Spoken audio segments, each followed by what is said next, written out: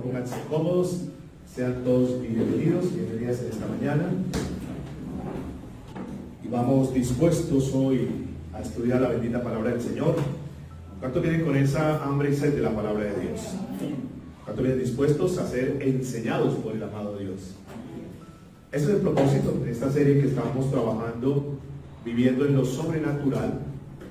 En lo que Dios nos está indicando es cómo nosotros en este tiempo podemos vivir en este mundo sin que pertenezcamos a este mundo, es decir, afectando a este mundo a través de un pensamiento en lo espiritual, cómo nosotros no vivimos de acuerdo a los esquemas y sistemas de la corriente del mundo, como es la Escritura, sino cómo vivimos de acuerdo a la palabra de Dios. Y cómo nosotros, como cuerpo de Cristo, entendiéndose como iglesia, podemos desde este lugar, desde la formación que Dios nos está dando, cómo podemos afectar a las demás generaciones y la gente que está afuera.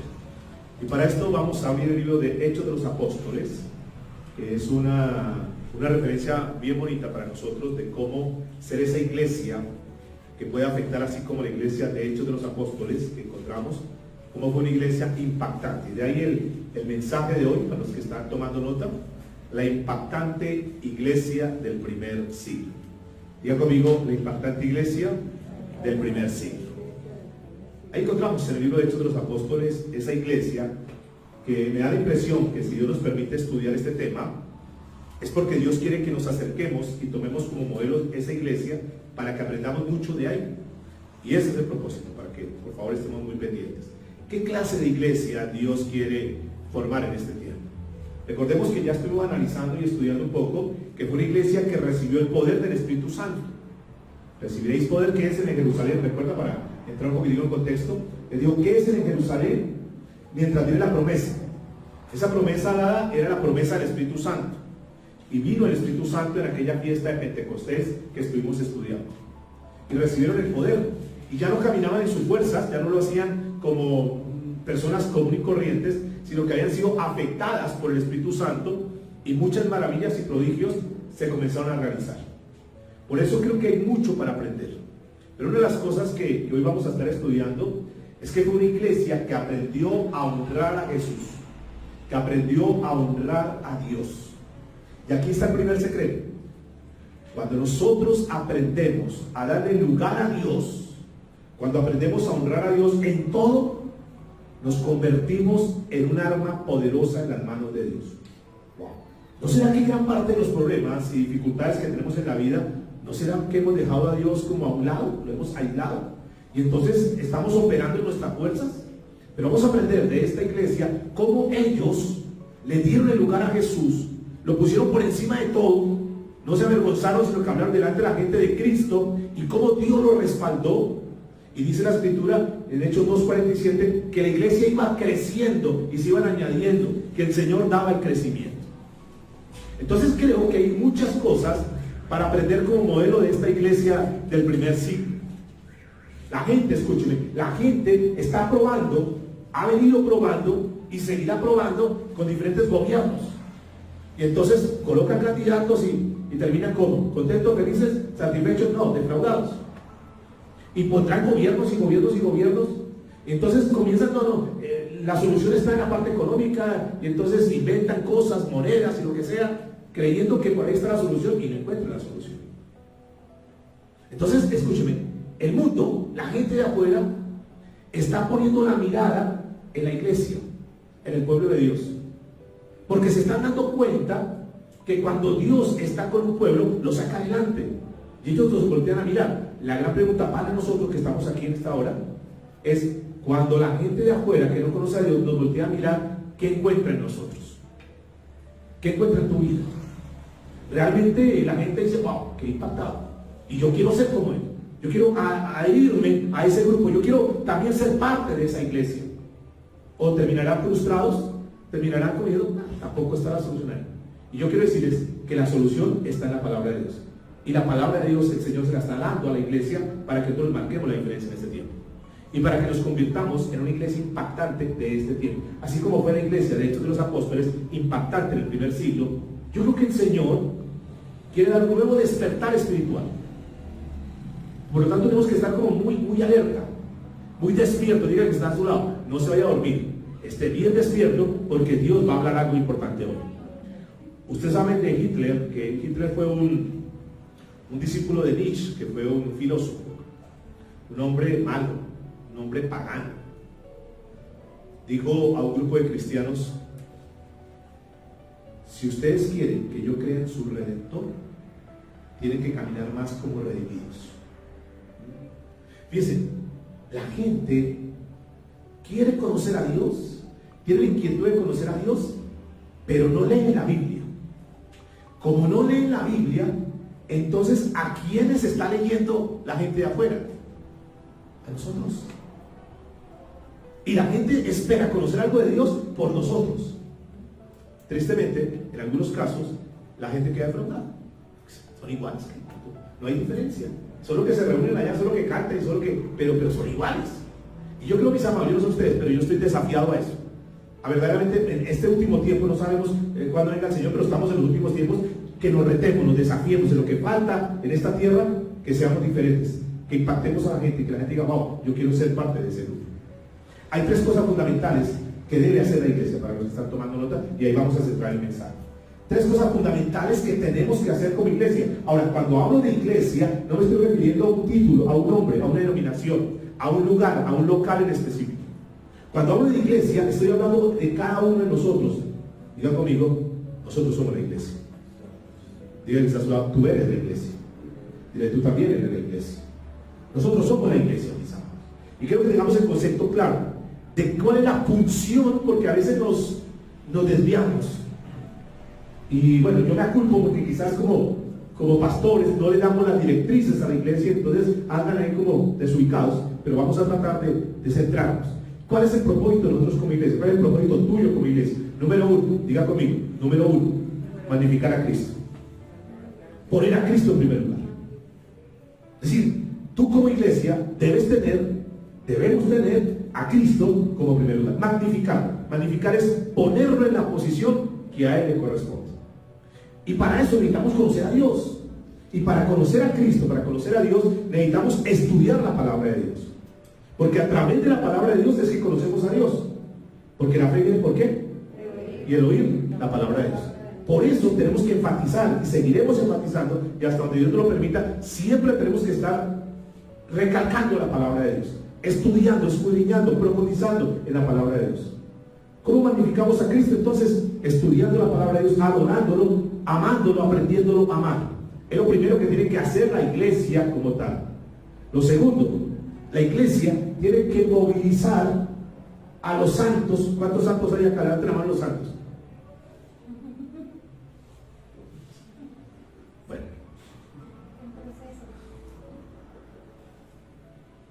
Tenemos que entender la definición de santo. No estoy hablando de ser perfectos, porque nunca seremos perfectos. Nos vamos a ir de esta tierra, quiero decirles, sin ser perfectos.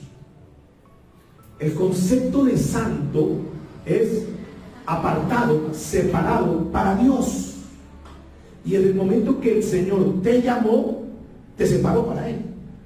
Que tenemos errores, montaña de errores todavía.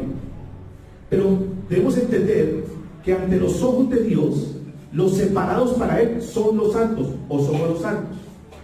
No está diciendo la palabra santo porque nos la enseñó la religión, que santos eran los inmaculados, los perfectos, y no, pues ahí no clasificaríamos ninguno.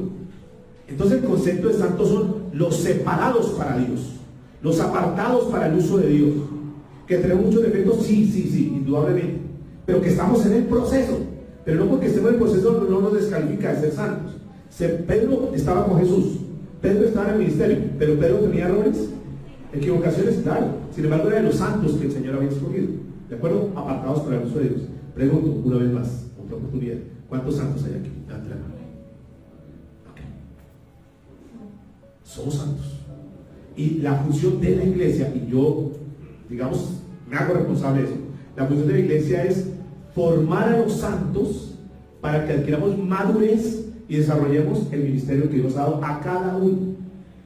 Entonces, el segundo objetivo de la iglesia, diga conmigo, es movilizar a los santos hacia la madurez espiritual, hacia la madurez del ministerio, hacia el desarrollar los talentos que Dios les ha dado. Y número 3, como propósito de la iglesia, hacer que Jesús sea conocido entre los vecinos, entre los amigos, entre los allegados. 3 propósitos. Si no estamos cumpliendo ese propósito, si no cumples el propósito como iglesia, entonces tienes que entrar a reevaluarte. 3 cosas, pero nos queda claro cuáles son nuestras funciones como iglesia, no como denominación, sino como iglesia, viéndonos cada uno como iglesia. Que Dios esté en primer lugar, exaltado Jesús. 2, que te estés preparando y formando para desarrollar el ministerio que Dios te da. Y número 3, dar a conocer a ese Jesús que ya tú conoces, que lo conozcan también tus vecinos. Y esas fueron las 3 cosas que hizo la iglesia de Hechos de los Apóstoles, que como veremos al final, vamos a dar cuenta que fue una iglesia que creció de una forma exponencial, porque Dios estaba respaldando su iglesia. Y eso es lo que queremos. Entonces, punto número 1, exaltar al Salvador. Hechos de los Apóstoles, capítulo 2, verso 22. Recuerden que está desarrollando ya el ministerio Pedro, que era un pusilánime, un cobarde, una persona que tenía muchos defectos, pero que un día fue tocado por el Espíritu Santo. Un hombre que se amedrentó, se asustó cuando le preguntaron: ¿y usted también sigue al Maestro? ¿Usted también sigue a Jesús? No, yo no soy. Usted como que está hablando igual que yo. No. Y maldijo a Jesús, porque estaba en sus fuerzas. Pero luego Jesús, luego Dios, luego el Espíritu Santo lo toca, lo toma, y este Pedro, que era un cobarde, ahora tiene autoridad, y encontramos lo que narra aquí la Escritura. Hechos de los Apóstoles, capítulo 2, verso 22. ¿Están conmigo? Dice la Escritura: varones israelitas, oíd estas palabras. Jesús Nazareno, varón aprobado por Dios entre vosotros, con las maravillas, prodigios y señales que Dios hizo entre vosotros por medio de él, como vosotros mismos sabéis. A este, entregado por el determinado consejo y anticipado conocimiento de Dios, prendisteis y matasteis por manos de inicuos, crucificándole, al cual Dios levantó suelto los dolores de la muerte, por cuanto era imposible, diga conmigo, imposible, que fuese retenido por ella. Porque David dice de él: veía al Señor siempre delante de mí, porque está a mi diestra, no seré conmovido. Por lo cual mi corazón se alegró y se gozó mi lengua, y aún mi carne descansará en esperanza. Pedro predica un mensaje fácil, un mensaje sencillo, un mensaje cristocéntrico. Somos nosotros los hombres los que hemos tratado como de enredar las cosas y poner unos niveles altos y llenarnos de una cantidad de conocimiento, y a veces nos envanecemos con tanto conocimiento. Pero cuando uno va nuevamente, o sea, retrocede, entre comillas, para avanzar, mira lo que hizo Pedro, y fue un mensaje, diga conmigo, sencillo, un mensaje fácil, un mensaje entendible, un mensaje que cuando él lo transmitía tenía sentido, y la gente decía: sí.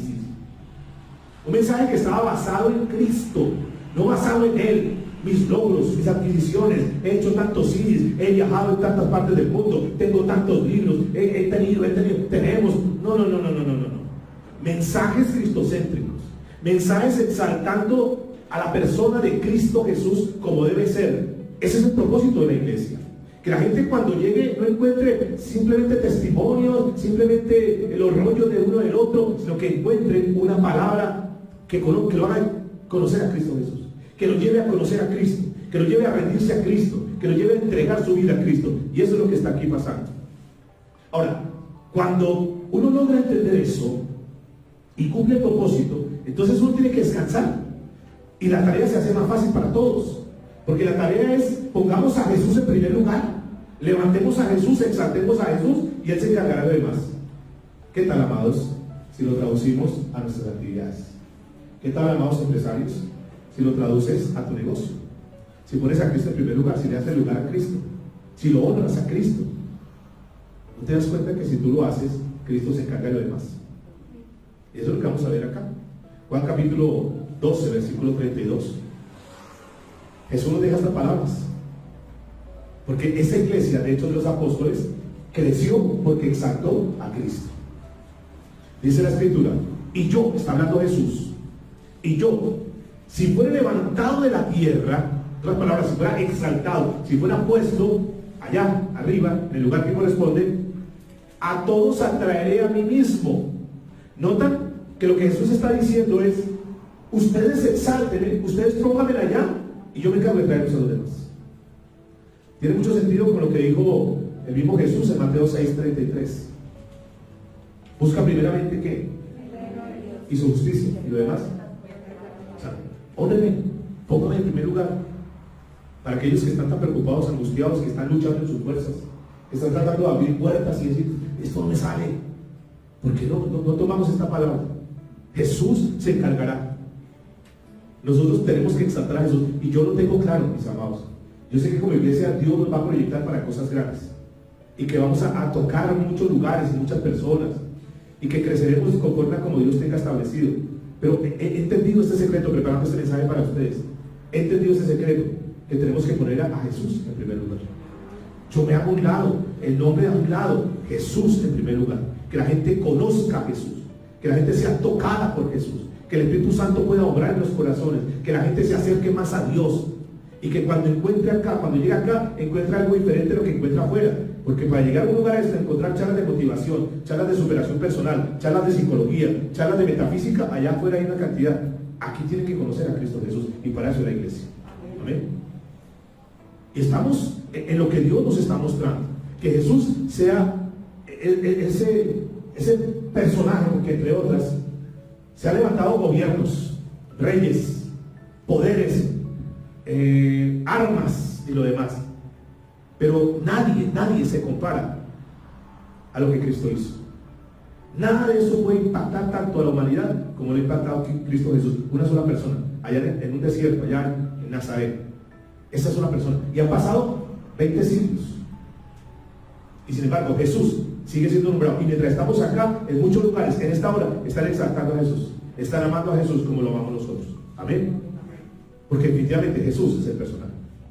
No hay nada más. Y la iglesia no se puede entrar a distraer en otras cosas, sino en exaltar a Jesús. Si yo fuera levantado, dice la Escritura, de la tierra, a todos atraeré a mi vida. Ahora, note el mensaje que Pedro predicó concerniente a Jesucristo. ¿Qué fue lo que Pedro predicó de Jesucristo? ¿Qué fue lo que Pedro dio a conocer de Jesús? ¿Qué fue lo que qué es lo que nosotros tenemos que hacer para que la gente conozca a Jesús? No inviten lo invito a la iglesia, lo invito a que conozca al pastor fulano de tal. No es esa la invitación. La invitación es, lo invito a que conozca a Cristo Jesús. Y si la persona dice, yo quiero conocer a ese Jesús, ¿y dónde puedo aprender más de Jesús? Bueno, ya tú le dices, hay un lugar donde aprendemos, donde crecemos. Pero no salgas a predicar iglesia, no salgas a predicar pastor o denominación, sal a predicar a Cristo Jesús. Y Pedro predicó cosas importantes. Número uno, ¿qué predicó Pedro? La vida de Jesús, los milagros de Jesús, el modo, el estilo de vida de Jesús, que no se puede comparar absolutamente con ninguno. Tentado en todo, pero ¿qué? Diga conmigo, sin pecado. Diga que está a su lado. Jesús tentado en todo, pero sin pecado. Nunca cometió pecado. Todo lo que hizo Jesús lo hizo intachable. Y por eso le dice aquí en el versículo 22, volviendo ahí: varones israelitas, oí estas palabras. Jesús Nazareno, varón aprobado por Dios. Diga conmigo, aprobado por Dios. Entre vosotros con maravillas, diga maravillas, prodigios y señales que Dios hizo entre vosotros por medio de él. Tenemos que amar a Jesús con todo nuestro corazón, por lo que Él es, por lo que Él hizo por nosotros, mis amados. Entonces Pedro predica el modo de vida, el estilo de vida. Y ninguno de los que estaban ahí podía decir, ay, ¿será que sí? No, yo conocí, yo le vi yo lo vi entrar a tal lugar incorrecto, yo lo vi pecando. No, nadie lo pudo señalar, nadie lo pudo tildar. Lo segundo que predica Pedro, aquí el versículo 23. A este, refiriéndose a Jesús, entregado, noten que eso es importante aquí en la Biblia, entregado por el determinado consejo y anticipado conocimiento de Dios, prendisteis y matasteis por medio de manos de inicuos, crucificándole. ¿Qué es lo segundo que Pedro predica? ¿Qué es lo segundo que tenemos que predicar? Número uno, el modo de vida de Jesús. Número dos, el significado de su muerte. Es supremamente vital que la gente conozca, que tú y yo conozcamos el significado de la muerte de Jesús. ¿Qué es lo que el apóstol está diciendo? Dice que la muerte de Jesús, note lo que dice acá, por favor, por el determinado consejo y anticipado conocimiento de Dios. Lo que le está diciendo a ese auditorio ahí es que Jesús murió, pero que Dios sabía que iba a pasar eso. Que eso no lo cogió desprevenido a Dios. Que Dios no se puso a decir, ¿y ahora digo qué hago? Ángeles, ¿qué hacemos? Mire lo que pasó. No. Dios tenía el conocimiento previo de todo lo que iba a pasar. Diga conmigo, esa es la soberanía de Dios. Pero nos lleva una reflexión en esta hora, hermanos. Que tal cual como Jesús, o tal cual como Dios, conocía todo lo que iba a pasar con Jesús, escúchenme por favor. Así como Dios sabía lo que iba a pasar con Jesús y tenía el previo conocimiento, ¿no creen ustedes que también Dios tiene el conocimiento de todo lo que pasa en nosotros? Y que lo que tú estás pasando hoy, si es que estás pasando alguna situación adversa, Dios tiene el conocimiento de eso. Ahora, no solamente el conocimiento, sino que tiene la solución y que sabe el final de eso. Claro, Dios sabía cómo iba a terminar Jesús. ¿Será que lo sabía o no? Sabía que tenía que morir crucificado, sabía que tenía que derramar su sangre, sabía que tenía que ser sepultado, pero también sabía que tenía que ser resucitado. Y también sabía que iba a estar sentado a la diestra de él. ¿Dios tenía el conocimiento de eso? Claro. Así que ¿por qué te afanas? ¿Por qué te preocupa? ¿Por qué te angustia? Si Dios tiene el previo conocimiento de todo lo que va a pasar en tu vida. ¿Cuántos pueden creer eso? Que Dios sabe lo que va a pasar mañana en tu vida. Yo lo sé. Entonces, ¿por qué nos angustiamos y andamos como tan preocupados de ahora qué va a pasar? ¿Qué va a pasar con mis hijos? ¿Cuántos saben que Dios conoce lo que va a pasar con nuestros hijos? Yo descansé en Dios en eso. Y supe que un día Dios iba a tocar a mis hijas, y supe que un día Dios iba a hacer un trato con ellas, y el tiempo ha llegado para algunas de ellas. Entonces descansemos en Dios, mis amados. Y eso es lo que le está mostrando. Determinado consejo y un previo conocimiento de Dios. Y esto nos hace descansar en Él y poder decir, Señor, gracias porque tú tienes, diga conmigo, el control de todas las cosas. Propósito de la cruz. ¿Por qué tenemos que mostrar? ¿Por qué Pedro les muestra eso? ¿Por qué nosotros tenemos que mostrar? Escúcheme, por favor, iglesia, estamos aprendiendo hoy. ¿Por qué nosotros tenemos que, cuando predicamos la palabra, tenemos que dar a conocer la muerte de Jesús? ¿Cuál es el significado de la muerte de Jesús? ¿Será que solamente Cristo murió y ya? Pero ¿eso qué le dice a la persona? ¿Eso qué mensaje le transmite a la persona? ¿Qué mensaje tenemos que transmitirle cuando le estamos hablando de la muerte, de la importancia de la muerte de la cruz, de Cristo en la cruz? De la sustitución. Palabra clave aquí, sustitución. Que cada persona entienda que nosotros hemos sido pecadores, que somos pecadores, pero aquel que nunca cometió pecado, pagó por nosotros. Fue sustituto, se puso en lugar de nosotros. Nosotros merecíamos eso. Y aunque lo merecíamos, Cristo voluntariamente, por su amor, pagó el precio por nosotros. Y la gente, y nosotros obviamente, tenemos que entender eso, la importancia. Si nosotros le sacamos la muerte de Jesús, la sustitución que hizo por nosotros, es como quitarle el pentagrama a las notas. Es como quitarle a las matemáticas a los números. ¿Qué serían las matemáticas sin números? Es lo mismo, quitarle el significado de la muerte de Cristo al predicar la palabra de Dios. No tendría piso, no tendría ningún fundamento. Seríamos igual que cualquier otra religión. Si tú solamente vas a hablar que Cristo te prospera, que Cristo restaura, y todo eso es verdad, pero es añadidura. Lo más importante es que tú y yo sepamos la importancia, el significado de la muerte de Cristo. Y eso es lo que le está recalcando Pedro a ese grupo. Ustedes entenderán que Cristo murió, pero sigue diciendo, y es bien importante lo que nota aquí en el versículo 24. Murió, sí, pero mire lo que sigue diciendo el verso 24. Al cual Dios, ¿qué? ¿Dios qué? Diga conmigo, levantó. No lo dejó derrotado, no lo dejó caído. Enseñanza para nosotros. Cuando nos apoyamos en Cristo Jesús, por más que pasemos por momentos difíciles, si confiamos en Él, diga conmigo, el Señor nos levantará. Al cual Dios levantó, suelto los dolores de la muerte, por cuanto era imposible que fuese retenido por ellos. Noten, ¿fuese qué? Retenido. Imposible que la muerte lo pudiera retener. Y entonces habla, número 3, los que están tomando nota, del milagro de la resurrección. Para decirle a las personas, sí, Cristo murió efectivamente. Nosotros creemos en la muerte de Cristo, pero es que no quedó muerto. Él resucitó. No había, escúchame, no había ninguna posibilidad que la muerte pudiera retener a Jesús. Quizás la muerte dijo, bueno, ya lo tengo aquí en la tumba, ya lo derroté. Y puse una piedra gigantesca que tuvo que ser movida por una cantidad de hombres, ustedes recuerdan. Y Jesús, cuando quiso, sale. La muerte, diga conmigo, la muerte no puede frenar a Jesús. Y entonces nos enseñaron que así como Cristo resucitó, nosotros también resucitaremos. Que así como Jesús pudo vencer la muerte, que era lo más terrible, lo más difícil, y Jesús demostró que la podía vencer, y ahora nosotros en Cristo dice que con Él somos más que victoriosos. Entonces, amados, este es un mensaje para que podamos entender nosotros en primera instancia y luego transmitirlo. Entender que cuando estamos en Cristo Jesús, diga conmigo, hay poder de Dios en nosotros. Pero tenemos que estar convencidos de eso.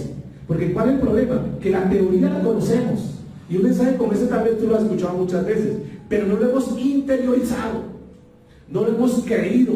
Y salimos de escuchar este mensaje y seguimos actuando como si nunca hubiera pasado esta palabra en nuestra vida. Tenemos que ser tocados, tenemos que ser diferentes. Y tenemos que esta palabra, que es lo que Pedro está predicando en ese momento, la gente cuando escuchaba el sermón, el discurso, decía, wow, sí. Porque tenemos que andar como fracasados, porque tenemos que andar como derrotados, si Cristo está con nosotros. Y Dios comenzó a tocarlos, escuchen, y Dios comenzó a hacer cosas tremendas. Versículo 33, Hechos 2:33. Aquí Pedro nos está llevando un proceso. Que conozcan a Cristo, que vean la importancia de la muerte, pero que no quedó muerto, sino que resucitó. Y lo cuarto que muestra acá, versículo 33 de Hechos 2, así que exaltado por la diestra de Dios, y habiendo recibido del Padre la promesa del Espíritu Santo, ha derramado esto que vosotros veis y oís. Porque David no subió a los cielos, pero él mismo dice, dijo el Señor a mi Señor, siéntate a mi diestra hasta que ponga tus enemigos por estrado de tus pies. Y le muestra el número 4, la magnificencia del reino, de su reino, del reino de Dios. Y les muestra que Él tiene el poder sobre todo lo que pueda estar en esta tierra, que Él es todopoderoso, que el Espíritu Santo está haciendo cosas tremendas. Y note esa última palabra que está aquí en el versículo 35, hasta que ponga a tus enemigos, ¿por qué? Por estrado de tus pies. Bendito sea Dios por eso. Mira lo que está diciendo, hasta que ponga. No está diciendo si de pronto, a ver si. No, está dando la certeza que va a poner todos sus enemigos debajo de los pies. ¿Qué nos está mostrando para nosotros, iglesia? No sé si está captando el mensaje en esta hora. Lo que nos está mostrando es que Dios le está dando autoridad y poder a la iglesia, y que los enemigos que se quieran levantar contra nosotros van a quedar ahí rendidos, porque Dios pelea por nosotros las batallas. ¿Cuántos pueden decir amén? Y que Dios esté exaltado. ¿Dónde está Jesús en este momento? Jesús está sentado, de acuerdo a lo que dice la Biblia, a la diestra del Padre, esperando, escuchen, esperando a que Dios dé la orden, que dentro de muy poco la dará, que dé la orden para que Jesús venga y gobierne con toda autoridad. Eso, ahí está. Él está arriba, observando, teniendo el control de todo. Diga que está a su lado, Él sigue teniendo el control de todo. Y eso es lo que Pedro le está diciendo. Eso es lo que está diciendo.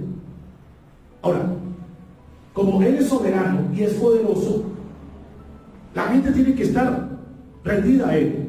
Y la iglesia tiene que aprender a depender de Él. Y yo les aseguro, hoy pueden estar nombrando personas que van a estar a cargo de naciones y lo demás, y personas con mucha autoridad, con mucho poder, con mucho dinero, y lo demás pueden haber en este mundo. Pero sin excepción, escúcheme, toda rodilla se tendrá que doblar ante el nombre de Cristo Jesús. ¿Están de acuerdo? Ahí lo dice Romanos capítulo 14, versículo 11. Porque escrito está, y si está escrito se va a cumplir. Y mira lo que dice, vivo yo, dice el Señor, que ante mí se doblará toda rodilla y toda lengua confesará a Dios. Estamos hablando del primer punto, que es exaltar a Jesús. Estamos hablando de la primer llave, del primer secreto. ¿Por qué esta iglesia fue tan impactante? ¿Cómo nosotros podemos ser impactantes? Exaltando a Dios por encima de todas las cosas, exaltando a Jesús, al Salvador. Lo segundo, Hechos 2, versículo 37. ¿Qué es lo segundo que tenemos que hacer nosotros? Tarea número 1 para nosotros como iglesia, si es que queremos ver el poder de Dios en nuestras vidas, exaltar al Salvador. Pero no nos podemos quedar solamente en eso. No podemos simplemente quedar, ay, si exaltamos y nos reunimos un día como hoy y alabamos a Dios y lo exaltamos y qué bendición. Y creemos, y muchos creen, que esa es la función como iglesia. No, yo voy un domingo y exalto a Dios y ya cumplí mi tarea. Y ya, cerramos y ya hasta el otro domingo, y así nos la pasamos durante toda la vida. ¿Sí les ha sucedido? y terminamos una vida cristiana cíclica, monótona, sin resultados, porque solamente nos dedicamos a venir un día como hoy, exaltar, escuchar una palabra y para de contar. Note lo que dice el verso 37. Al oír esto, se compungieron de corazón y dijeron a Pedro y a los otros apóstoles: varones hermanos, ¿qué haremos? Pedro, escuche lo que dice el verso 38. Pedro les dijo: arrepentíos y bautícese cada uno de vosotros en el nombre de Jesucristo para perdón de los pecados, y recibiréis el don del Espíritu Santo, porque para vosotros es la promesa, y escúcheme, y para vuestros hijos y para todos los que están lejos, para cuantos el Señor nuestro Dios llamare. Y con otras muchas palabras testificaban y daba y exhortaba diciendo: sed salvos de esta perversa generación. Verso 41. Así que los que recibieron su palabra fueron ¿qué? ¿Fueron qué? Bautizados. Y se añadieron aquel día, ¿cuántos? Como 3,000 personas. Permítame que le diga en esta hora lo que muestra la Biblia de cuáles son los pasos de una genuina conversión. Esto es supremamente importante para nosotros, importantísimo, porque nos ayuda en 2 vías: en evaluar de nosotros si estamos caminando en eso, si hemos dado esos pasos. Número 1, primero escúcheme por favor. Número 2, para que nosotros lleguemos de una forma correcta a las personas a que puedan dar esos pasos. Podríamos decir los pasos, si pudiéramos colocar un subtítulo: pasos para una genuina conversión. Para que, repito, tú evalúes, revises. Y 2, para que lleves un mensaje correcto a los demás. Vamos a mirar nuevamente el pasaje. Al oír esto, se compungieron de corazón. Al oír esto, ¿qué es esto? Entremos en contexto. ¿Qué es lo que escucharon ellos? Cuando dice la palabra al oír esto, lo anterior, ¿qué fue lo anterior? ¿Qué escucharon ellos hasta ahí? La vida de Cristo en primera instancia, ¿verdad? Su obra. 2, los milagros y todo lo que hizo. La muerte de Cristo, correcto, por sustitución. Y entendieron eso, ya el mensaje estaba siendo predicado. Y luego les habló la resurrección de Cristo. Y luego les habló de que Él tiene el poder de todo.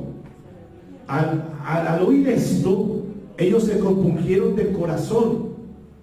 Es decir, Dios, sí, tiene razón. ¿Y qué vino para ellos? Vino, digan conmigo, paso número 1 para la conversión: convicción. Convicción. ¿Y quién les dio la convicción? El Espíritu Santo de Dios. Entonces, complétenlo. Paso número 1 para una genuina conversión: la convicción dada por el Espíritu Santo. Fue el Espíritu Santo que tomó las palabras de Pedro y fueron compungidos. Estoy mal. Como cuando Dios toca nuestro corazón y dice: sí, estoy mal. Yo estoy en una iglesia, pero realmente no estoy haciendo nada. Yo soy en una iglesia, pero sigo viviendo el pecado. Sigo mintiendo, sigo con mi carácter fuerte. Yo estoy en una iglesia, pero realmente no siento que esté dando el fruto del Espíritu Santo en mi vida. Y entonces comienza el Espíritu Santo a taladrar los corazones. Y eso pasaba en ese momento, hasta que fueron compungidos. Sí, estamos mal. Y es que si no hay convicción, no puede haber un arrepentimiento. Eso no es que yo me quiero arrepentir, no. Es que el Espíritu Santo primero tiene que tocar los corazones. Eso no es una labor del predicador o de la iluminación, no. Es una labor del Espíritu Santo de Dios, que toque el corazón de la persona. Por eso no es tu cantaleta hacia tus hijos, tu esposo, tus familiares. Es que haya convicción y que escuchen la palabra y que la palabra los toque. Si nosotros no hacemos eso, si no le damos el lugar al Espíritu Santo, es en vano, mis amados. Yo durante mucho tiempo he predicado la palabra de Dios, y escúchame lo que les voy a decir. Y uno desde acá se da cuenta cuando la palabra de Dios está tocando la vida de aquí. Dice: wow, esta palabra tocó al hermano fulano, a la hermana fulano, esta palabra está haciendo sentido en la vida. Y uno siente cuando el Espíritu Santo ha hecho una obra en una persona. Pero también desde aquí se da cuenta de la frialdad de muchos, de la distracción de muchos, del que están por estar, del que están porque pues sí, ahí hay que estar, pero están aquí sentaditos, pero sus mentes están divagando en otro lado, están más pensando en otras cosas que en el mensaje. Y uno sabe cuando el Espíritu Santo está haciendo la obra en cada vida, en cada corazón, y cuando sencillamente muchos vendrán y saldrán tal cual como llegaron, otros serán tocados y dirán: no, ese mensaje tocó mi vida y me cambió, me transformó. Uno lo nota. Y aquí el Espíritu Santo estaba haciendo eso. Lo primero, entonces tuvieron que convicción. Dada por el Espíritu Santo de Dios. Pero miren lo que sigue diciendo en la parte B. Estamos en Hechos de los Apóstoles 2:37. Y dijeron a Pedro y a los otros apóstoles: varones hermanos, ¿qué haremos? O sea, sí, yo necesito cambiar, estoy aburrido, estoy harto, no quiero seguir en esta vida. Yo quiero cambiar, yo quiero que el Señor verdaderamente toque mi vida, yo quiero ser transformado. Estoy hasta aquí con mi forma de ser. Yo necesito verdaderamente ser un hombre de Dios o una mujer de Dios, dirán algunas. No sé si alguien, la palabra está tomando sentido. Yo ya quiero cambiar, yo ya no quiero tener esta vida religiosa que me ha convertido. Yo quiero ser diferente. Y lo segundo que viene acá es la conversión al Señor. El Espíritu Santo nos toca y ellos dicen: tenemos que cambiar. La palabra conversión es muy importante porque es dar un giro. Voy para allá y escucho el Espíritu Santo, me toca y digo: no más.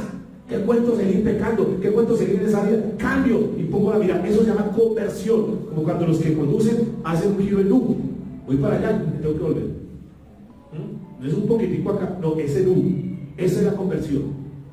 La pregunta es: ¿tú has hecho ese giro en U? O hay un poquitico ahí como que, pero seguimos por nuestra misma recta. Sí, escucho el mensaje como que cuando estoy aquí como que quiero cambiar, pero salgo y entonces sigo la misma ruta. O ya tú dices: no más, cambio, efectivamente me voy para allá, dejo todo atrás. Es eso. ¿Quién hace eso? ¿Quién ocasiona eso? El Espíritu Santo. Dijeron: ¿qué haremos? Versículo 38. Pedro les dijo: arrepentíos y ¿qué? Y bautícese cada uno de vosotros en el nombre de Jesucristo para perdón de los pecados y recibiréis el don del Espíritu Santo. Cosas súper importantes acá. ¿Qué es lo que Pedro le está diciendo a esos corazones que ya fueron tocados, a esos corazones que ya fueron sensibilizados por el Espíritu Santo de Dios?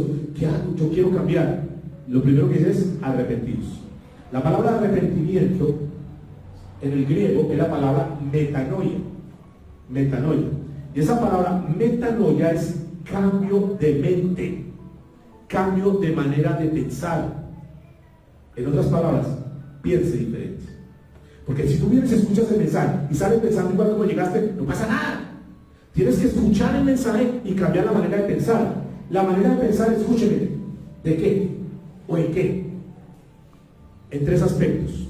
Número uno, los que están tomando nota: cambiar la manera de pensar respecto al pecado. Al pecado. Entender que pecado es pecado delante de los ojos de Dios. Y que yo no puedo escuchar un mensaje como este y decir: sí, yo sé que es malo, pero como todos lo hacen, no has cambiado la manera de pensar en cuanto al pecado. Yo no puedo decir: sí, yo sé que eso es malo, pero Diosito, tú me entiendes. No puedes decir que has cambiado tu manera. Tú tienes que llamar al pecado pecado. Y escúcheme por favor esto para tu vida. Lo vas a guardar en tu corazón. No solamente anótalo ahí, no se está tomando. Guarda en tu corazón. Tú tienes que amar lo que Dios ama. Y tienes que aborrecer lo que Dios aborrece. Si tú amas lo que Dios ama, y si tú aborreces lo que Dios aborrece, tu vida será diferente. Y has cambiado tu manera de pensar referente a qué? Al pecado. Y puedes decir que has nacido de nuevo. Pero si no has hecho eso, eres un asistente a una iglesia. Eres un miembro más. Eres un calientasillas. Pero puedes decir que eres un hijo de Dios, una hija de Dios. Si no te lo digo yo, si no lo digo acá, ¿quién se lo va a decir? Primero, cambiar la manera de pensar referente a qué? Al pecado. Número dos, cambiar la manera de pensar frente a mi ego, frente a mi yo. Y entender que ahora que estamos en Cristo Jesús, ya no se hacen las cosas como yo quería, como yo pensaba, sino que se hacen de acuerdo a la voluntad de Dios. Es que yo quiero eso, es que yo anhelo eso. Ya no es así, amados. Ya es, si Dios lo permite, si Dios lo quiere, si Dios lo tiene establecido para mi vida. Es como que yo ya me quito de esa silla que estoy entronado en mi vida y aquí se hace lo que yo quiera y yo ordeno y yo soy porque soy el que no sé qué. No, olvídate. Si tienes esa manera de pensar, no has nacido de nuevo, no eres un hijo de Dios. Tienes que decir: Señor, ya no soy yo, discúlpeme. Yo tenía mi agenda, Señor, y pensaba comprar, pensaba viajar, pensaba hacer esto. Perdóname, Señor, porque nunca me he postrado delante de ti para decirte si eso es lo que tú tienes para mi vida o no. Perdóname, Señor. Ya no es lo que yo quiera, Señor, sino lo que tú tengas establecido para mi vida. ¿Sí? ¿Es entendible el mensaje? Es lo que tú quieras para mi vida, Señor. Perdóname, durante mucho tiempo he hecho, perdóname la palabra que iba a salir ahí, he hecho lo que se me da la gana, pero ya no es así. Ahora yo quiero lo que tú me digas, Señor. Sí, esto me hace sentir bien, sí, esto me hace reír, me hace gozar, pero Señor, eso no es tuyo. Entonces tengo que dejar eso. Mientras tú no cambies tu manera de pensar en cuanto a tu ego, a tu yo, no hay arrepentimiento todavía. Y sin arrepentimiento no hay salvación. ¿De acuerdo? Número 3. Metanoia, el cambio de mente en cuanto a Dios, en cuanto al Señor Jesucristo. El apóstol Pablo lo entendió de esta manera y un día lo declaró en Gálatas 2:22. Ya no vivo yo. Gálatas 2:20. Ya no vivo yo, mas ahora Cristo vive en mí. Y entendió, con Cristo estoy ¿qué? Juntamente crucificado. Crucificado. Y Pablo es un excelente testimonio de una persona que conoció a Dios y que se llenó de fe, porque la fe viene ¿por qué? El oír y oír la palabra de Dios, y al oír la palabra de Dios conocemos más a Dios. Y entonces un cambio de mente referente a las cosas de Dios, porque nos llenaron de mucha religión durante años. Ahora ya no vemos un Dios de una estampita, de una imagen o algo así. Ahora conocemos un Dios verdadero. Y entonces decimos, si yo tengo a Dios, si yo tengo a Cristo a mi lado, ¿por qué ando preocupado? ¿Por qué hablo? ¿Por qué actúo? ¿Por qué camino igual que los demás? Si yo tengo que marcar la diferencia. Como Nietzsche hacía el cuestionamiento. Ustedes hablan de su redentor, pero caminen como redimidos. Caminamos como redimidos, caminamos como verdaderos hijos de Dios. Entonces tenemos que cambiar la manera de pensar. 1, 2, tenemos que si Dios está con nosotros, mis amados, ¿para qué andamos angustiados y preocupados? ¿Para qué nos estresamos? ¿Para qué? Todo en las manos de Dios, que Dios tiene el control de todas las cosas. Entonces cambiamos la manera de pensar con Dios. Ya no es un Dios de una religión, sino un Dios verdadero, que está con nosotros, que mora en nosotros, como lo vamos a ver ahorita. Entonces eso es paso número 1, arrepentimiento, que es lo que estamos tocando aquí. Entonces, paso número 1, entonces, ¿qué hace? El Espíritu Santo le da la convicción, y el Espíritu Santo entonces ahora hace algo bien importante en los corazones, y es que hace que la persona tenga una conversión, se vuelve y ponga toda su fe y toda su esperanza en Dios. Pregunto, ¿has puesto la fe y la esperanza en Dios? Decimos muchas veces que sí, y cuando estamos bien decimos que sí, pero ¿qué cuando están las cosas mal? Cuando no funcionan las cosas con nuestros hijos, con nuestra familia. Dudamos de Dios y tratamos de buscar otras alternativas, otras opciones, o nos refugiamos en Dios y entregamos todo en las manos de Dios. Arrepentimiento y fe, es como esta moneda, 2 caras, arrepentimiento y fe. Si no hay arrepentimiento, si no hay fe, no pasa nada. Tú puedes tener mucha fe, escuchen para todos. Podemos tener mucha fe y podemos venir acá y decir, sí, me gusta que me hablen, me gusta cantar, me gusta adorar a Dios. Fe. Creemos en Dios, sí, yo creo en ese Dios, pero si no hay arrepentimiento, no ha pasado nada en su vida. Y eso es duro, mis amados. Por un pasaje que encuentro aquí en la Biblia, en Lucas capítulo 6, versículo 46. ¿Por qué me llamáis Señor y no hacéis lo que yo digo? Noten entonces, mis amados, hay una palabra que está aquí, también en Juan capítulo 20, verso 31. Pero estas se han escrito para que creáis que Jesús es el Cristo, el Hijo de Dios. ¿Cuántos pueden creer que Jesús es el Cristo, el Hijo de Dios? Tú lo puedes creer de convicción, o de teoría, o porque está escrito. Tú tienes que creer, que esa palabra creer me llama mucha atención, porque es la palabra episteu, que quiere decir estar confiados. O sea, yo estoy confiado que Cristo es el Hijo de Dios. Es más, que Cristo es el mismo Dios. Pero mire lo que tiene la palabra. Y para que creyendo, es decir, para que tengan esa confianza, tengamos vida en su nombre. Es decir, si tengo la seguridad y la certeza que Él es el Hijo de Dios, que Él me guarda, que Él me protege, entonces ¿por qué tengo que estar amedrentado? ¿Por qué tengo que estar asustado? O somos o no somos. O actuamos como hijos de Dios o no. O confiamos en Él o no confiamos en Él. Y confiamos en Él en todas, tanto en las buenas como en las malas. ¿Es así o no, mis amados? Entonces, número uno, ¿qué estamos viendo de la genuina conversión? Número uno, ¿qué pasa? Paso número uno. Primero tiene que haber ¿qué? Un convencimiento que lo da el Espíritu Santo, la convicción. Número dos, una conversión al Señor que la da el Espíritu Santo cuando la persona. Y número tres, después de que se ha convertido, lo anterior hace parte del punto número dos, pero punto número tres, después de que la persona se ha convertido, entonces ahora lo tiene que confesar. Ahora la gente tiene que saber en quién él ha creído. La gente tiene que saber nosotros verdaderamente en quién creemos. Verso 38 dice, Pedro les dijo: arrepentíos y bautícese cada uno de vosotros. Arrepentíos y bautícese. Por favor, quiero que tengan en cuenta este orden.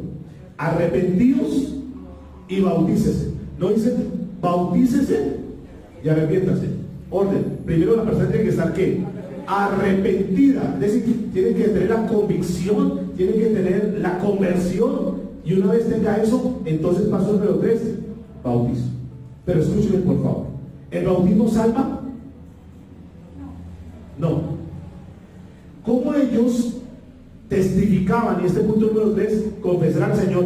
¿Cómo la gente veía que ellos se habían convertido al Señor? ¿Cómo ellos confesaban públicamente que ahora eran hijos de Dios, que eran cristianos?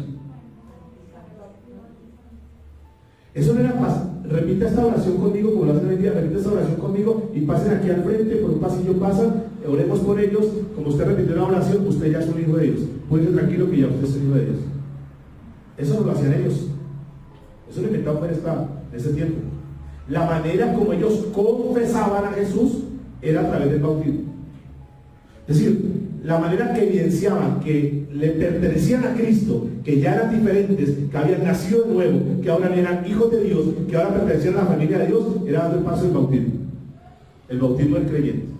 Donde los que estaban ahí veían que esa persona era parte de ese grupo. Pero fíjense, primero habían ¿qué? ¿Sabían qué? Arrepentido, habían nacido de nuevo y después se bautizaban. Eso no es que se bautizan para nacer de nuevo, no es que se bautizan y después nacen de nuevo, no. Ese es el orden, hoy lo entendemos diferente. Mire Mateo capítulo 28, verso 19. Eso lo conocen ustedes muy bien porque es la declaración de la comisión que Dios ha dejado para nosotros.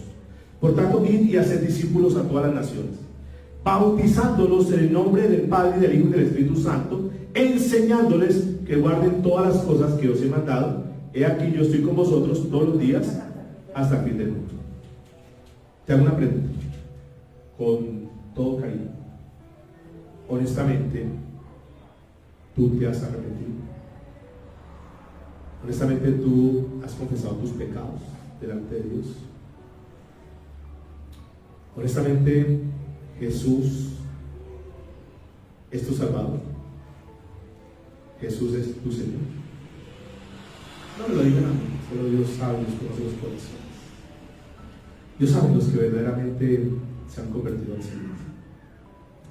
Dios sabe los que verdaderamente dicen: Señor, tú sabes que yo te tengo en primer lugar. Y número 3, ha dado testimonio público de esa conversión. Ya te bautizaste, pero un bautismo con convicción. ¿Por qué lo haces?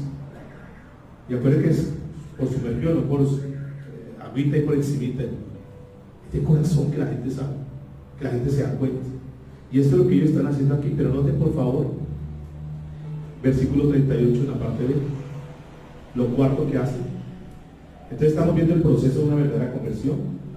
Número 1, repito solamente para que nos quede el concepto establecido en nuestra mente. Número 1, convicción dada por el Espíritu Santo.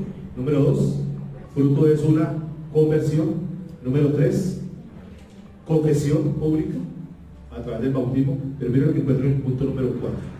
Pedro, verso 38, Pedro les dijo: arrepentíos y bautícense cada uno de vosotros en el nombre de Jesucristo para perdón de ¿qué? De los pecados, y recibiréis el don del Espíritu Santo. Y recibiréis el don del Espíritu Santo.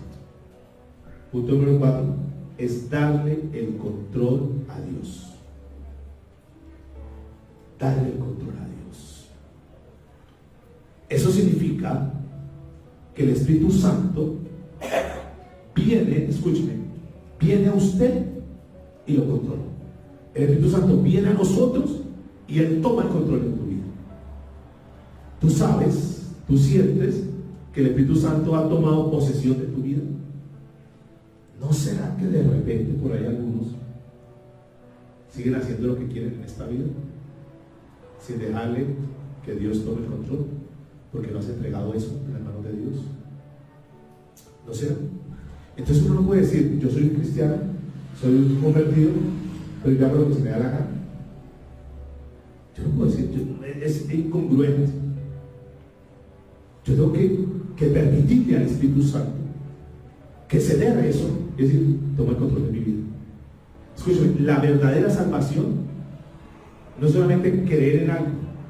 La verdadera salvación no es solamente saber que voy para el cielo derechito, semáforo verde cuando yo me muere, derechito al cielo. La verdadera conversión es permitir que Dios tome el control de mi vida y caminar en esta tierra donde Él verdaderamente pueda tomar el control. Eso es una verdadera conversión. Y una persona sabe cuando está convertida, porque el control lo toma el Espíritu Santo de Dios. Es como Dios bajando del cielo y entrando a nuestra vida y decir, yo ya pienso diferente. Y es ahí cuando la gente dice, sí, yo ya, esto es pecado, ya no más, ya no corto con esto, no más. Porque es que no es lo que yo quiero, es lo que el Espíritu Santo quiere hacer. Versículo 41 y 42. No solamente queda ahí, escuchen. Hechos 2:41. Así que los que recibieron su palabra y fueron bautizados, dice la Escritura, y se añadieron aquel día como 3,000 personas y perseveraban en la doctrina de los apóstoles. Escúchenme, por favor. Jesús no nos llamó para que nosotros hiciéramos decisiones. Jesús nos llamó para que nosotros hiciéramos, diga conmigo, conversiones. Que haya continuidad. Y tú tienes, revísate por favor, porque hoy vamos a hacer algo interesante. Tú tienes que ver si en tu vida ha habido continuidad. Ha habido, como dicen hoy las empresas, crecimiento continuo, desarrollo continuo en tu vida espiritual. Evalúate, por favor. No sea que tú estés en una etapa de estancamiento. Sí, yo estoy acá y no voy para ningún lado, no veo para dónde voy. Miren lo que pasaba. Punto número 1 en lo general. ¿Cuál es la labor de la iglesia? ¿Qué es lo primero? Muy bien, magnificar a Cristo por el primer lugar. Perfecto. Punto número 1. Punto número 2. Evangelizar a los perdidos. Y evangelizar a los perdidos es todo lo que notamos anteriormente. Es como labor. O sea, nosotros evangelizamos a los perdidos, pero punto número 3, escúchenme, necesitamos enlistar a los santos, preparar a los santos. ¿Qué es esto de preparar a los santos? Lo vemos acá. Y perseveraban en la doctrina de los apóstoles. Es decir, ellos no solamente se bautizaron y listo, vamos a las casas y seguimos haciendo la vida como la veníamos haciendo. No, ellos comenzaron, dice la Escritura, perseveraban, siguieron, bueno, ¿qué hay que aprender? ¿Qué hay que hacer? Me quiero discipular, quiero seguir aprendiendo de Cristo, yo quiero ser un verdadero discípulo. Y la orden es, ven y haga ¿qué? Discípulos. Y los tomaron y comenzaron a formarlos, a capacitarlos y perseverar. ¿Qué es esa palabra perseverar? ¿Qué será? Perseverar. Seguir. O sea, no es solamente el domingo, queremos seguir aprendiendo, queremos seguir creciendo, perseverar en la doctrina de los apóstoles. ¿Qué vamos a hacer a partir de ahora aquí en la iglesia? Ya está listo, está organizado. Este tiempo lo dedicamos a cuadrar todo eso. Primero, que la iglesia camine. O sea, si Dios no está dando esta palabra, no es para tener un mensaje más, no es para yo decir prediqué un mensaje más, es para ir viviendo la palabra, si es que queremos ser una iglesia impactante.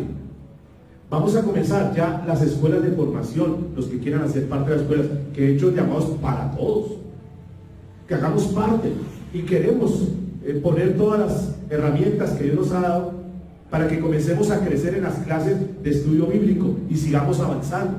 Entonces ya tú tienes que presupuestar, como me toca a mí toda la semana, pero ustedes un día, yo quiero ir ese día a ir a ser formado, a ser capacitado, a crecer.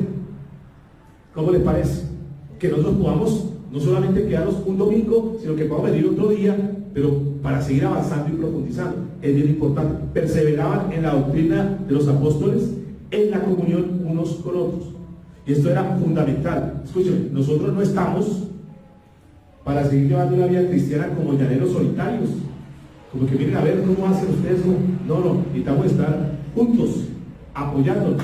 Porque cuando nosotros venimos aquí a las clases, no solamente que vamos a crecer más espiritualmente, sino que vamos a poder tener, diga conmigo, compañerismo. Muchos de los que están acá durante meses, aún en la virtualidad, tal vez en la virtualidad se conoció el nombre del hermano con una nota, yo no sabía que llamaba así, pero ya hay por la virtualidad, los que colocaban el nombre. Pero otros están en la iglesia, llevan tiempito y ni siquiera conocen el hermano el que está atrás, ¿cómo llamará? Hermano, bendición. No sabemos ni la necesidad que tiene uno con el otro. ¿De acuerdo? Si hay que orar por algo. Entonces necesitamos, mire, perseverar en la doctrina de los apóstoles, en la comunión unos con otros. En la comunión unos con otros. Y encontré un pasaje en la Biblia del apóstol Pablo. Ustedes saben quién fue Pablo, ¿no? Pablo fue un tremendo de Dios. Un hombre con una unción tremenda, un hombre con autoridad, con poder. Pero pregunto, ¿será que Pablo necesitaba de otros? ¿Será que Pablo no, yo puedo solo? ¿Será que yo puedo salir adelante? Eso yo soy el muy. No. Pablo necesitaba de otros. En alguna oportunidad que Pablo iba para Roma, sufrió un naufragio. Y Pablo pasó por situaciones duras y alcanzó a llegar hasta Italia. Y ahí, dice la escritura en Hechos 28:15, ahí pasó una experiencia bonita. Si quieren, me acompañen ahí. Pablo está en ese naufragio, está pasando ese momento difícil, como muchos pasamos por naufragios, por momentos difíciles, ¿verdad? Y dice la escritura, de donde oyendo de nosotros, Hechos 28:15, de donde oyendo de nosotros los hermanos, ¿qué oyeron? Que venía Pablo y que venía mal, han estado mal, que había ido pasando por momentos difíciles. Oyendo los hermanos, ¿qué hicieron ellos? Mire, salieron a recibirnos hasta el foro de Apio y las 3 tabernas. Y al verlos, cuando Pablo vio a sus hermanos que estaban ahí esperándolo, cuando Pablo vio a los hermanos, mire lo que dice, Pablo dio gracias a Dios. ¿Y qué pasó?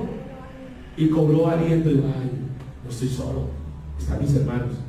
Y eso, en eso queremos formar la iglesia, por lo menos acá, con el concurso de todos, mis amados. Porque la iglesia no solamente es el pastor, somos todos.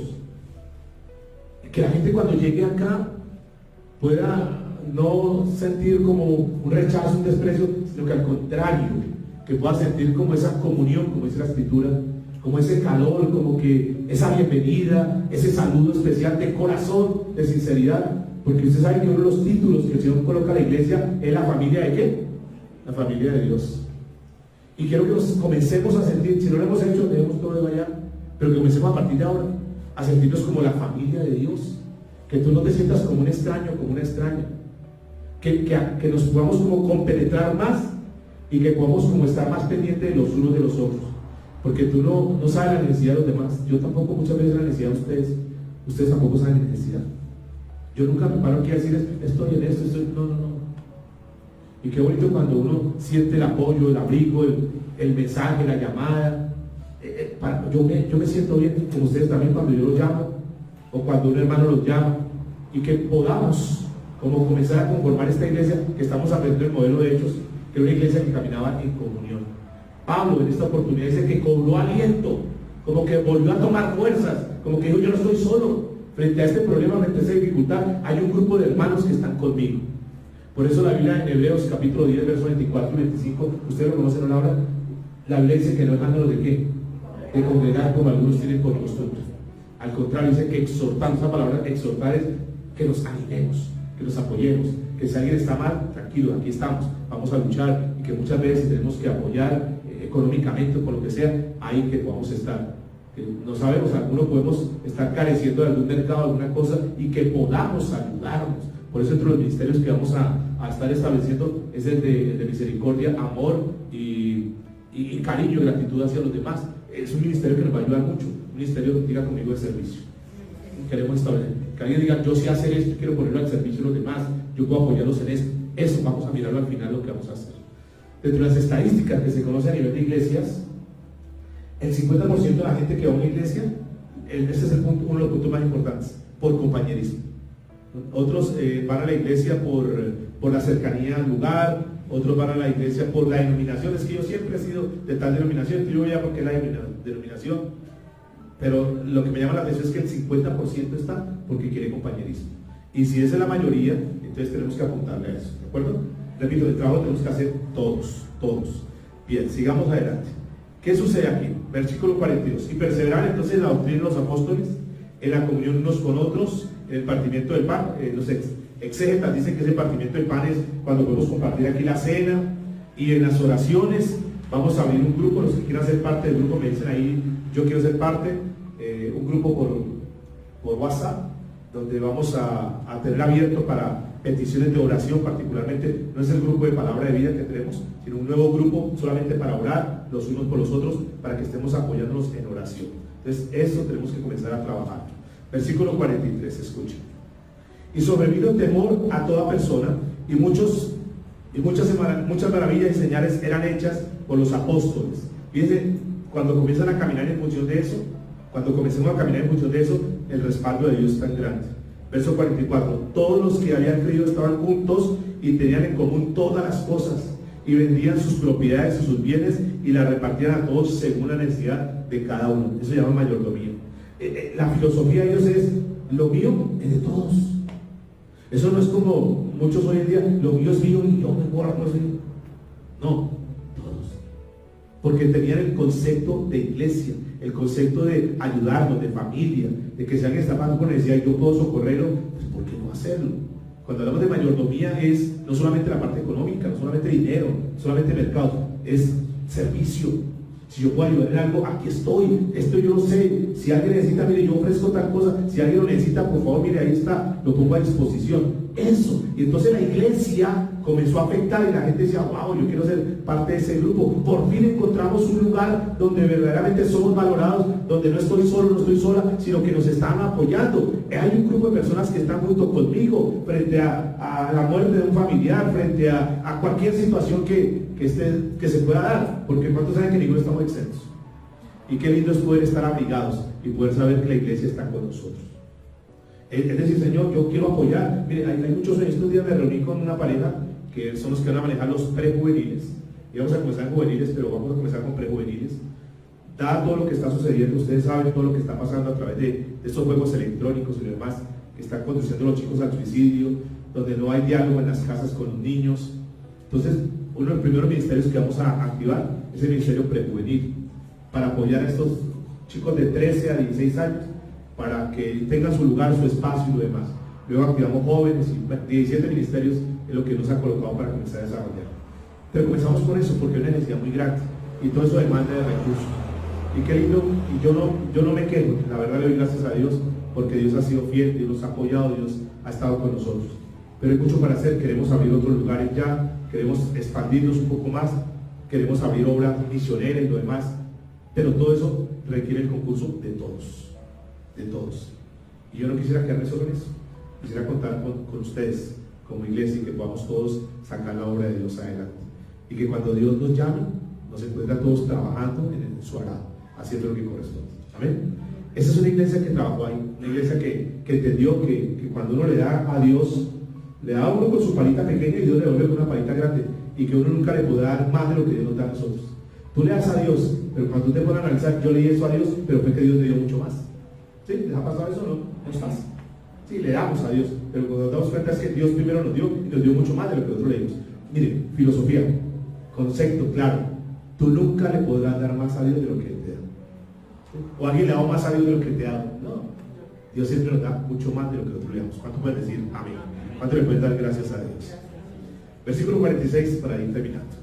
Y perseveraban unánimes cada día en el templo, y partiendo el pan en las casas, comían juntos con alegría y sencillez de corazón, alabando a Dios y teniendo favor con todo el pueblo.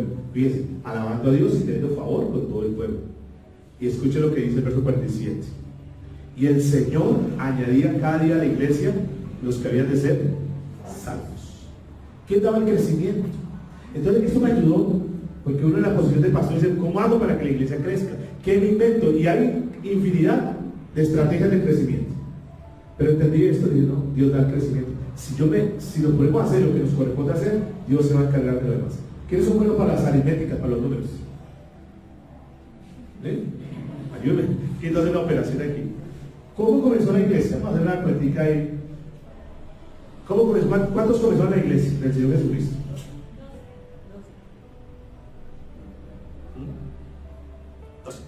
Sí, el Señor llamó 12 y ellos comenzaron. Luego esos 12 se convirtieron en ¿cuánto? ¿Cuál fue el segundo paso? Vamos a la Biblia. Hechos 1:15. Vamos a ver esta aritmética, no olviden la cuenta. En aquellos días, Hechos 1:15, Pedro se levantó en medio de los hermanos y los reunidos eran ¿cuánto? Como 120. Los 12 se convirtieron en ¿cuánto? 120. Bien. Versículo 41 de Hechos 2. Así que los que, ya lo leímos hoy, así que los que recibieron su palabra fueron bautizados y se añadieron aquel día como ¿cuántos? ¿Cuántos tenemos entonces hasta ahí? 3.000 eran buenos. 3.120. 12 se convirtieron en 12. Esos 12 ya eran 12 y eran 120. Y después 3.000. 3.120. Los 12 ya no eran 12, sino que ahora eran 120. A ver, ustedes que eran buenos. Comenzaron 12 y luego ya eran 120. Sí, 3.000 más 120. 3.120, ¿cierto? No, porque los 12 se convirtieron en 120. Ahí no dice más 120, no. Eran 12, 120. Más 3.000, 3.120. Hasta ahí vamos. Ojo con las matemáticas. Versículo 47. Miren lo que nos informa. Que ellos estaban alabando a Dios y teniendo favor con todo el pueblo, y el Señor añadía a la iglesia los que habían de ser salvos. ¿Cada cuánto? ¿Los domingos? ¿Qué dice la Biblia? Cada día. O sea, el grupo que se me llegó a la familia, llegó a la otra familia, y todos los días iba creciendo, todos los días iba creciendo, los que iban siendo salvos. No era solamente el domingo que trajo un invitado, no, todos los días ellos estaban predicando por todo lado y se añadían. No sabemos cuántos sean ahí, pero pongamos un cálculo que se sumaron otras 20.000 personas todos los días llegando y llegando. Hechos 4:4. Ellos tuvieron otro servicio. ¿Y qué pasó en ese otro servicio? Pero muchos de los que habían oído la palabra creyeron. Y el número de varones era como que 5.000. ¿Cuántos llevamos?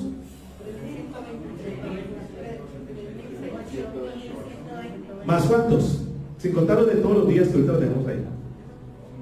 ¿Más cuántos llegaron acá? Varones. Pero el varón no llega solo. Vamos a ponerle su esposa, una esposa. Y pongámosle 2 hijos. Pongámosle que en ese servicio, en esa reunión, fueron 5.000 varones, como 5.000 varones, pero la esposa y los hijos, como unos 20.000, como aquel día la multiplicación de los peces y los panes. Como 20.000, ahí no sé, igual, 5.000. Porque no contaban las mujeres ahí, pero nosotros las vamos a contar aquí. Como 20.000. Vamos a hablar de 20.000, ¿más qué? Más 3.000, 23.120, sin contar los de todos los días.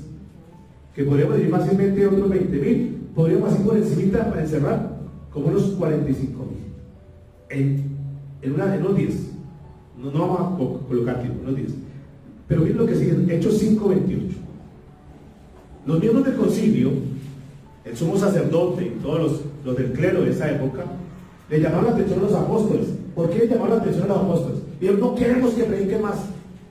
Miren lo que dice, Hechos 5:28, diciendo, no os mandamos estrictamente que no enseñáis en este nombre, y ahora habéis que llenado a Jerusalén de vuestra doctrina y queréis echar sobre nosotros la sangre de ese hombre. Escuchen, llenar es invadir. Ustedes llenaron toda esta Jerusalén. Ustedes saturaron, que es lo que tenemos que hacer. Saturaron con la palabra y ustedes por todos lados están predicando. No sabemos cuántos llegaron ahí. La gente no, es que ya no prestan atención a nosotros. Solamente no, y estos grupos están, ¿qué crees? Esa gente están enloquecidos. Frena esa gente. llévenlos presos, no prediquen más sobre ese nombre. O sea, contaban de Jesús con todo su corazón, que lo vamos a mirar la otra semana con de nuevo, hablaban la palabra de Dios. Pero mire, Hechos 6, 7. Y crecía la palabra, Hechos 6, 7.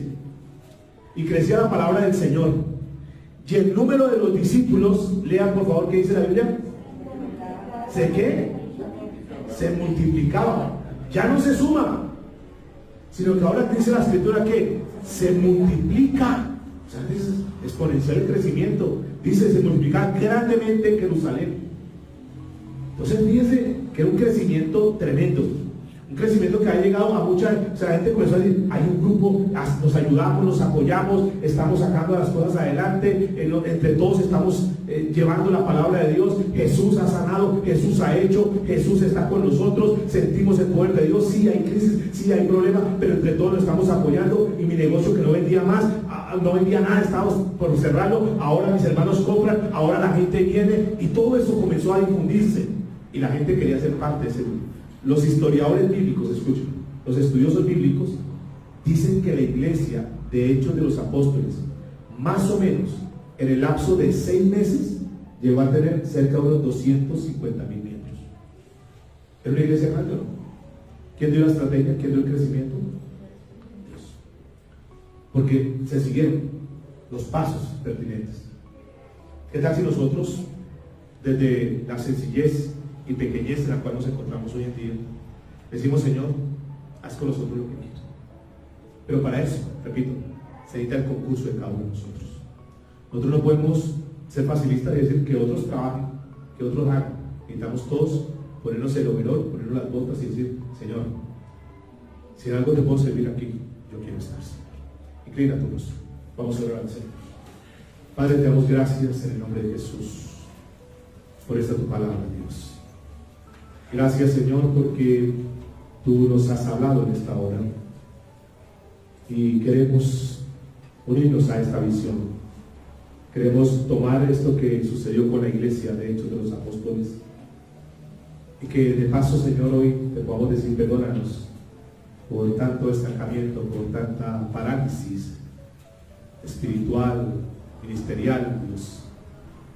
No queremos simplemente calentar una silla en un lugar. Queremos ser útiles en tus manos, Señor. Yo quiero ser parte de esa visión, Señor. Muéstranos lo que nosotros podemos hacer, qué podemos aportar para el crecimiento de esta tu obra, Señor. Hoy hay gran necesidad. Hoy la gente está buscando solución por todos los medios, por todo lugar. Y nosotros entendemos que la solución está en Cristo Jesús, en tu palabra. Y nos quedamos callados, Señor, viendo cómo la gente se derrumba, viendo cómo la gente se destruye, viendo cómo las familias se acaban, Dios, y nosotros simplemente siendo unos espectadores. Ahora queremos ser protagonistas de todo esto, Señor. La palabra ha sido compartida, Dios. Tú has hablado hoy en nosotros, nos has desafiado, y por lo tanto, Señor, yo te pido que esta semilla que ya está en los corazones pueda dar ese fruto, Dios. Gracias por reunirnos hoy, gracias por hablarnos, pero también gracias por desafiarnos, Dios. Todo lo que pase de aquí en adelante, el reconocimiento y la honra solamente es para ti, Señor. Te damos muchas gracias en Cristo Jesús. Amén.